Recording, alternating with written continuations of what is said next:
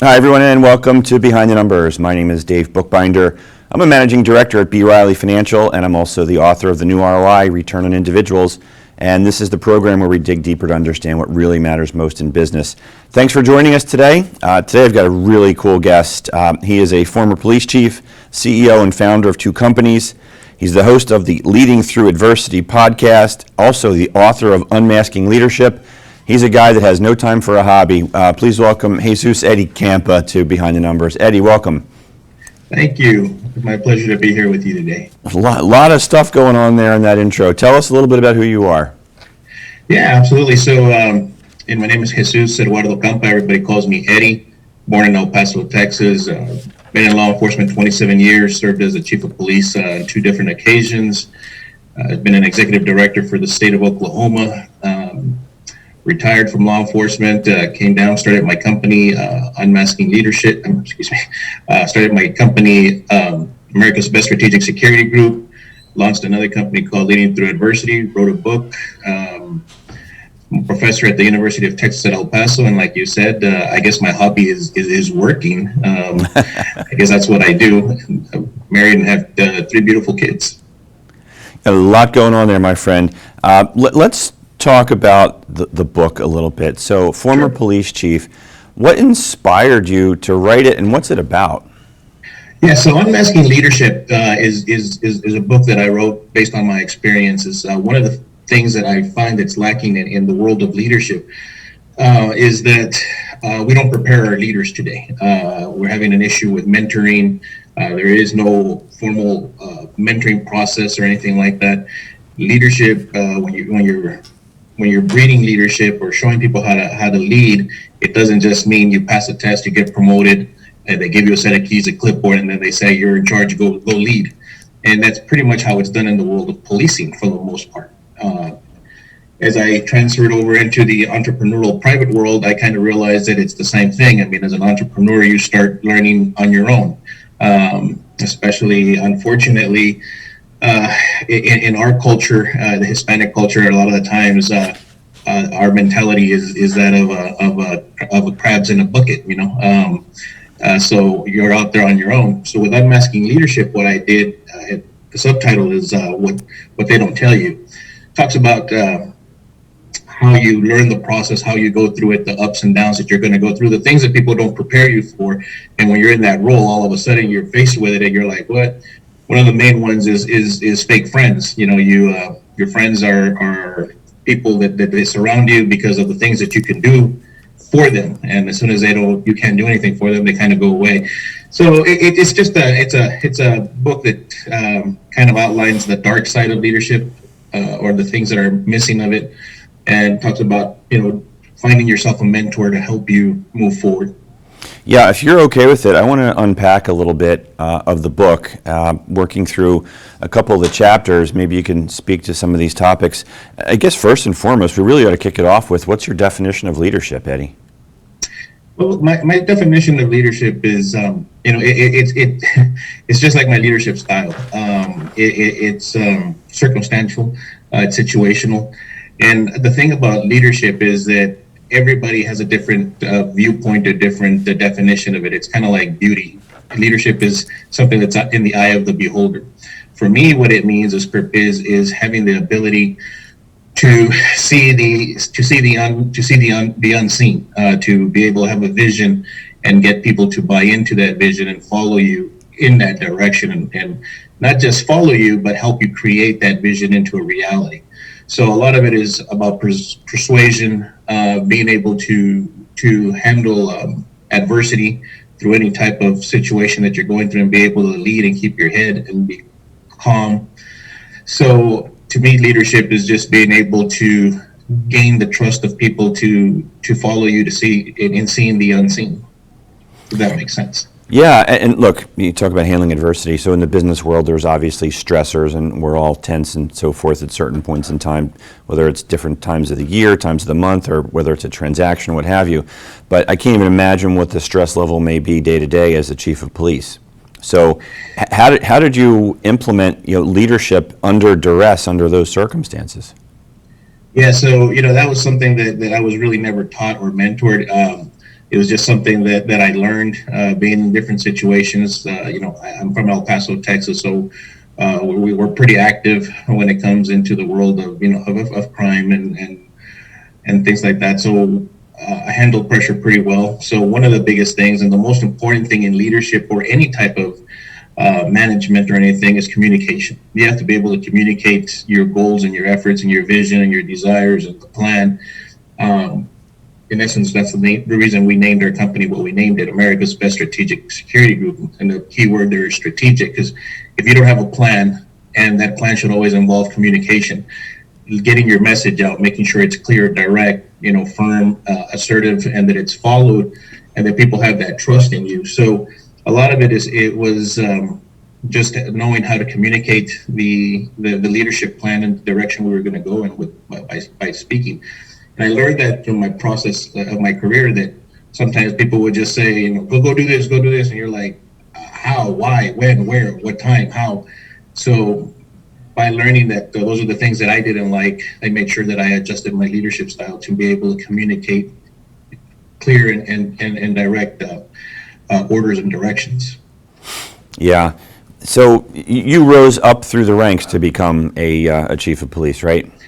Yeah, I spent 20 years with the El Paso County Sheriff's Office, worked myself as a detention officer, and then finally retired as the chief deputy, went on to become chief 2 different times and executive director. So, yeah. Yeah, so I imagine as you progressed throughout your career and ultimately got the title of chief, there probably, or might have been, other folks around who maybe thought they were more deserving of it, and as a result were haters and critics of you in that role. Is that the case? Oh, absolutely, man. It's funny that you say that because, this is for a whole different conversation. But I can write another book or have a Netflix series based on all the haters and the things that they did to try to stop my rise to the top. Well, I cheated because you've got a chapter in the book called Haters and Critics, so I want you to talk about that. Yeah, so haters and critics, one of the things, as I started rising up, I thought everybody was my friend. I was originally a likable guy. As soon as I started rising up the ranks and holding people accountable and doing the right thing because it was the right thing to do, everybody starts criticizing you, because they feel that they're more deserving of you, they should be where you're at. And that's the main purpose of haters and critics. They hate you and they criticize you because they want to be you so bad, but they don't have, and this is where I rub people the wrong way. They don't have the talent that you have. Being a leader is not, and rising to the ranks is not being able to just pass a test. It's about being a people person, serving your community, being a public servant, having a servant leadership attitude, style, and things like that. So when you start doing things and you start innovating, for lack of better words, you start innovating a career path that is pretty much stale. And that's why you see the issues that we see today with law enforcement. And you start creating new innovative programs and things like that, people start criticizing you because that's not the way we've always done it. The definition of insanity is if you keep doing the same thing with the same result, then you're insane. So why wouldn't that be any different in the police world? If we keep doing things the same way and it's not working, why do we keep doing it? So when I started creating, community service programs and thinking outside the box of the police world, people thought I was insane, and they hated me for it because it worked. And at first I wasn't prepared for the criticism and all the hatred that came along, but after 27 years, it's pretty hard to offend me nowadays. Eddie, for folks who are watching and listening who would like to connect with you or maybe get a copy of your book, tell them how they can connect with you and where they can get the book. Yeah, so we got our website, JesusEddieCampa.com. That's my website where you can book me there for speaking engagements or anything like that. You can make contact with me. You can purchase the book directly from the website at JesusEddieCampa.com. You can either, we accept all payment methods. You can get it at Amazon.com, BarnesandNoble.com, Walmart.com. It's just available anywhere. You can look at our website, America's Best Strategic Security Group. I'm very excited about that. The company's now divided into 3 different divisions. Things are going great. And the best way is just find the contact us link on either one of those websites. Shoot me an email, it comes directly to me, and I'll get back to you. Sounds good. And that looks like a good spot for us to take a commercial break. Eddie, you sit tight. We're going to roll a few commercials here, and we will be right back on Behind the Numbers after this quick break. You got it.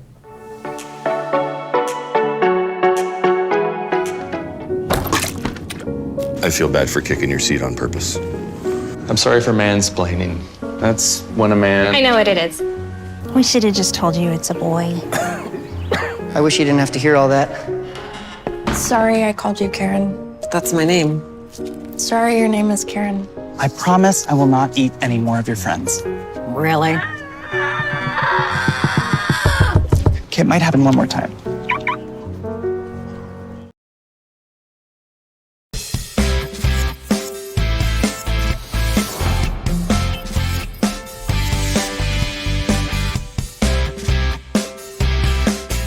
Hi everyone, my name is Milton Corsi. I'm here with my co-host, Mark Iorio.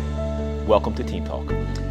Team Talk's all about bringing teams together, bringing organizations together, bringing a diverse group of people together to make the organization a better, more successful organization. Listening to every single voice in the organization to make it better. Yeah, our guests are going to include people from industry, people from sports, and other walks of life, and they're going to talk to us about their specific journeys to team success. Tune in on Wednesday mornings at 10 a.m. and then again on Thursday evening at 5 p.m. to watch Milton and I talk about Team Talk. We're looking forward to having you join us.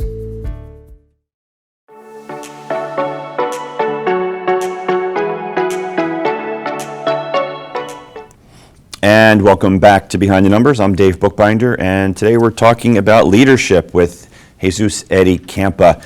Eddie, I want to talk about diversity and equity inclusion, and I know you learned a lot about it growing up in the police force, and you've gotten perhaps a different perspective now out into the business world. Why don't you talk a little bit about that, and you know the perspective in which we'd like to have this conversation. Yeah, absolutely. I mean, I think what makes America and the world great is diversity. I mean, in the business world, they always talk about finding your niche, and you cater to a certain group. Well, like in our business world, our niche is just basically everybody. Getting different perspectives. Considering that we base ourselves based off of doing everything with a strategy, doesn't mean that it's a cookie cutter strategy. It's everything is planned out depending on our clients' needs, and all of our clients are different. There's diversity, there's inclusion, there's equity and inclusion, and everybody gets confused between the difference between equality and equity, but there's a major difference. So we bring that perspective to our clients because we have a very diverse staff. We have African Americans, we've got Hispanics, we've got just about everybody, every demographics in our company. And the most important thing about it is that when you're dealing with strategies, there's always a better way to do something. And when you have a diverse group of individuals in the workforce or in the police department, you always want to be able to mirror the community that you're serving. So when you have those different aspects and you have those different ideas and ideologies that come into play, it just makes you better. It makes you stronger. And I'll give you a quick example. Just yesterday, I was on a Teams conference with the city of St. Paul, and I was talking to their mayor, and we were going over some issues and stuff like that. Now, remember, we're a Texas-based company. We have our own ideology and stuff like that. And St. Paul, Minnesota is a whole different ball game. And he said a couple of things that kind of triggered something in my head, and I was like, wow, I never really thought of that, of how that video actually looks, and the perception that video gives. So, we had to make some changes. So it's always great to have different eyes, different mindset, a different thought process, because, we're nationwide. So what works in Texas doesn't necessarily work in Minnesota and things like that. So it just makes your job a lot easier when you have a diverse group of individuals. And it's great being able to have all those different perspectives. And a true leader doesn't know everything. And that's why we surround ourselves with, people who are a lot smarter than us. I have always said that the day I become the smartest guy in the room is the day my career is over. Well said, my friend. I want to jump back into the book a little bit more here. One of the topics that intrigues me is that you say it's okay to piss people off. Tell us about that. Yeah, we've come. There's this great meme that I love to watch, is that, and I think just recently Mike Tyson used it to describe his situation on that airplane, that says that people have become so comfortable behind a keyboard that they feel like they can say anything and do whatever they want to do, lost respect for it, right? So they get punched in the face. And I think we live in a time in the world now that, we've become so, you're trying to be, and not that there's anything wrong with being politically correct. It's just that sometimes that political correctness isn't the right thing to do, or say. And sometimes you got to come in and do things. One of the things that I've always joked about is saying that I'm the only guy I know that gets in trouble for doing the right thing. It is so hard to do the right thing, and sometimes when you do the right thing, you piss people off, and there's no need to apologize. You're in this world to do the best that you can and make the right decisions, and sometimes people need to understand that no means no. And it's the bottom line, and that's really hard when you grow up in an organization. You move up the ranks where everybody was your friend, and now all of a sudden you're the guy holding them accountable, and the things that they used to get away with and the things you used to get away with when you rise to that rank are no longer acceptable because, it's just not. So you start holding them accountable and they start getting upset. You start losing friendships and stuff like that. Well, so be it. We all mature, we all grow, things change. Just because I was this way yesterday doesn't mean I'm this way today. And there's nothing wrong with that. And a lot of people have a problem with change. I always joke around that there's two things cops hate. That's the way things are and change. So that's why everything stays the same. So when you start changing things and stuff like that, you should never apologize for trying to move things forward. And you're going to upset people. And if you're not okay with upsetting people, if you're not okay, I never knew that saying was so true. It's lonely at the top, but it's only lonely if you're not okay with yourself, because my circle of people is very small. And I have no issue with it, because I speak my mind. I say what it is. And as the leader of my organizations, I'm going to do what's right. And if you don't like it, sorry, you can go somewhere else. And it's okay to be that way. Yeah, good stuff. Doing the right thing is really what matters. And you're always going to have haters and critics. And as an author, when you put yourself out there, I'm sure you're getting, in addition to the tons of positive feedback, there's always going to be haters and critics because, like you said, it's real easy to do it from the safety of behind the keyboard. So as a leader, when you're being exposed to, we'll call it that type of adversity and the stresses and pressures of day-to-day leadership, especially in your former role, you talk in the book about self-care for leaders. What does that mean, and how should we think about that, and why is it so important? Well, self-care is very important. There's an old saying that says, you can't love others unless you love yourself. So how can you expect me to be a great leader if I'm not okay with myself? I have to be in the right mindset as a leader. Think about it. What do you always hear? Hustle, hustle, hustle. Go to bed at 2 a.m, wake up at 5. I get up before you, and deals are made at night. Deals are made at the golf. Well, there's a reason the saying says deals are made at the golf course, because that's where leaders take their time of self-care and go out and relax with another group of leaders, and they go out and they do play a little round of golf. I'm not a golfer, so I wouldn't know if that really works or not. I'm just told that it does. You drink a couple of beers, you relax, but I noticed, in one of my most stressful jobs as executive director, I was so busy trying to turn that organization around, never slept, and I gained almost 100 pounds trying to change that organization. I felt horrible. I couldn't function. And as soon as I started taking care of myself, things just started falling into place. You have to have not only the right mindset, the right heart, the right frame, the right physical appearance, the right physical attributes to be able to function, to get people to follow you. And if you're not taking care of yourself, that's just not going to happen. So self-care is important. Take an hour of the day to just relax, put the phone away, don't look at emails. Take an hour to go to the gym. Enjoy your meal by yourself, meditate, pray, read, anything you enjoy. All it takes is an hour a day. And if you're not doing that, then you're going to burn out. And I never knew. People used to call me a machine until that year when I realized that I was burnt out, and everything that I spent doing that year didn't move us forward one bit. Because I stopped caring for myself. Yeah, you're spot on. I think most of the folks who are watching and listening to this program can empathize with that and relate to it, because we are feeling burnout, and it is difficult to disconnect. And during the pandemic, I know I had an epiphany. At some point, I realized there's a difference between working from home and living at work. Eddie, for folks who are watching and listening who want to know about you, how they can get a hold of the book, how can they connect with you? Yeah, you can reach out to our website, JesusEddieCampa.com. Hit the contact, my phone number's on there as well. Shoot us an email, comes directly to me, and we'll answer your questions or whatever. The same thing with our company, AB Strategic Group is our website. Contact us. The book you can purchase on our website, JesusEddieCampa.com, Amazon, go through Amazon, Walmart, Barnes & Noble. Great, thank you. You mentioned at the top of the program in the first set about mentors. Everyone should have one, no question about it. What's the relationship between root beer floats and mentors, Eddie? So, it took me a while to realize the difference between a mentor and a friend and a leader and all that stuff, and a mentor is somebody who's concerned with your growth and actually concerned with you.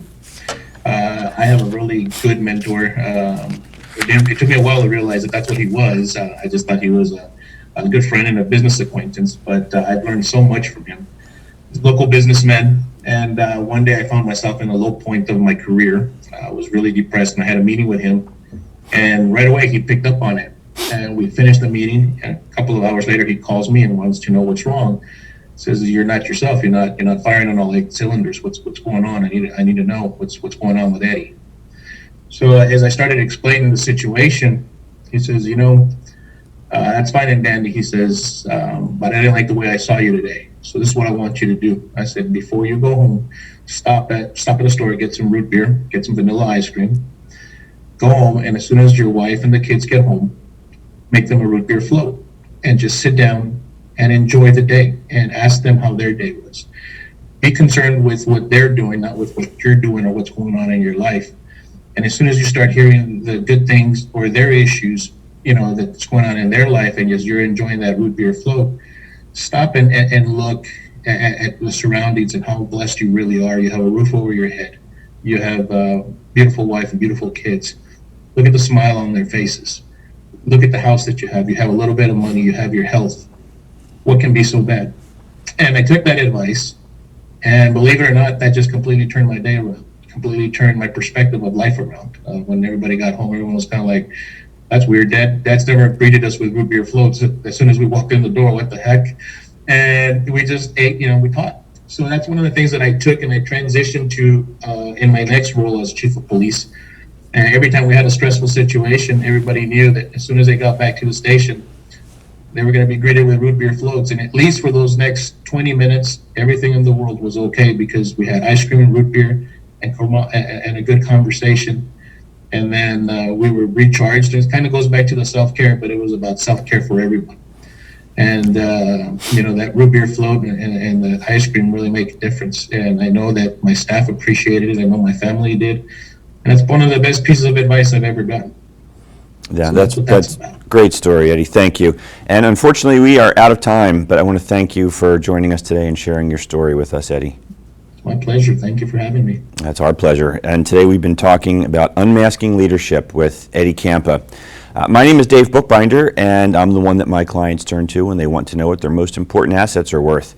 So you can feel free to reach out to me. You can find me on LinkedIn, Facebook, and Twitter. I'm always happy to have a conversation. And as always, we thank you for joining us on Behind the Numbers. We can't do it without you watching and listening. So please be sure to hit the subscribe button, ring the bell wherever you're watching, and shoot us a note, leave us a review, let us know what you think. We'll see you next time, everybody. Take care.